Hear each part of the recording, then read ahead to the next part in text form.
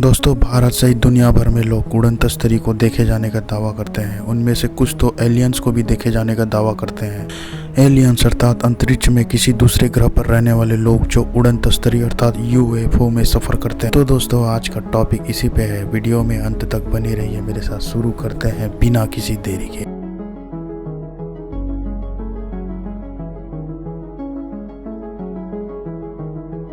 दोस्तों, यूएफओ इसलिए चर्चा में है क्योंकि हाल ही में पूर्व अमेरिकी राष्ट्रपति बराक ओबामा ने दावा किया है कि वे अज्ञात उड़ती वस्तु को देख चुके हैं। उन्होंने यह दावा एक टीवी शो के दौरान किया था। इससे कुछ समय पहले ही अमेरिकन नेवी के पूर्व लेफ्टिनेंट रॉयन ग्रेव्स ने भी मिलता जुलता दावा किया। वैसे अमेरिका से एलियंस को देखने के दावे नए नहीं है।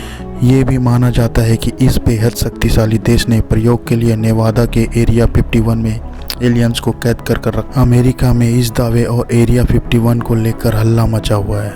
तो आइए जानते हैं कि यूएफओ क्या है और क्या है एरिया 51।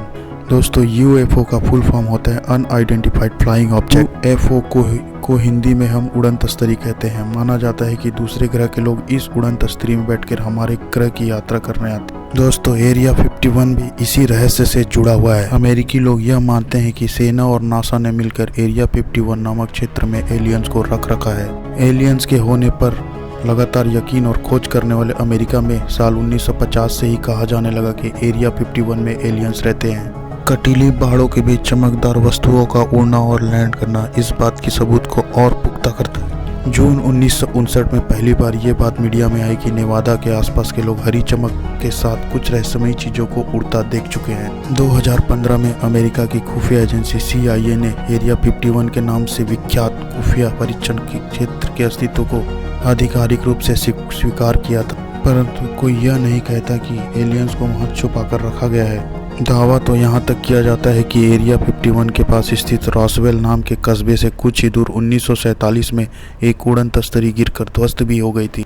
उसके मलबे को आनन फानन में एरिया 51 में कहीं छिपा दिया गया। इस दुर्घटना में एक परग्रही का शव मिलने और डॉक्टरों द्वारा उसकी चीर-फाड़ करने के दावे भी किए जाते रहे हैं। उस कथित परग्रही का वह कथित शव रॉसवेल के अंतर्राष्ट्रीय यूएफओ संग्रहालय में रखा हुआ है। लगभग 3.7 किलोमीटर में फैले इस क्षेत्र को हाल ही में सैटेलाइट से देखा जा सकता है। BBC की रिपोर्ट के मुताबिक US मिलिट्री ने बताया है कि ये लड़ाई के मैदान की नकल है जहां अलग अलग तरह के युद्ध की तैयारी और अभ्यास होता है। दोस्तों, साल 2019 में सोशल मीडिया पर एक मुहिम चली जिसमें लोगों ने इस बारे में जानने के लिए लगभग 1.5 मिलियन लोगों ने इसके लिए साइन किया। हालांकि ये लोग कुछ नहीं कर सके क्योंकि अमेरिकी एयरफोर्स ने चेतावनी भरे लहजों में स्पष्ट कर दिया था कि ये उनका ट्रेनिंग एरिया है और यहाँ पर किसी का भी दखल नहीं सहा जाएगा। दोस्तों, दुनिया भर में यूएफओ देखे जाने की घटना बहुत है। दुनिया भर में यह दावा किया गया है कि अमेरिका, फ्रांस, रसिया, चीन, भारत और ऑस्ट्रेलिया में ऐसी घटनाओं को दर्ज किया गया है। हमारे देश भारत में गुजरात के जामनगर में, लद्दाख और अरुणाचल में यूएफओ देखे जाने की घटनाएं दर्ज की गई।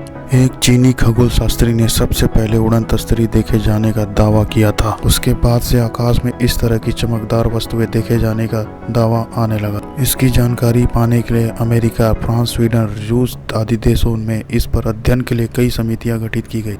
प्रत्यक्षदर्शी दावे से कह रहे हैं कि ये चमकदार उड़न तस्तरियां चीन की सीमा से आती है। चीन के खगोल विज्ञानी ने ईसा पूर्व 410 वर्ष में उड़न तस्तरी देखे जाने का दावा किया।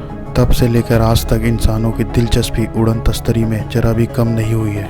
यही वजह है कि उन पर दुनिया भर में कई फिल्में बन चुकी हैं एवं सैकड़ों किताबें लिखी जा चुकी। अब तक एलियन पर बनी बेहतरीन फिल्मों में से एक है man in black and star wars. दोस्तों, दिलचस्प बात यह है कि पिछले 2000 साल में अज्ञात वस्तुओं को आकाश में उड़ता देखने का दावा करने वालों की संख्या सैकड़ों थी, लेकिन पिछले 200 सालों में यह संख्या बढ़कर हजारों में पहुंच गई है। दोस्तों, यह जानकारी आपको कैसी लगी मुझे कमेंट सेक्शन में कमेंट करके बताइए और मेरे चैनल को लाइक और सब्सक्राइब और शेयर जरूर करें। तब तक के लिए मुझे इजाज़त दीजिए। मैं फिर से हाजिर हूँ।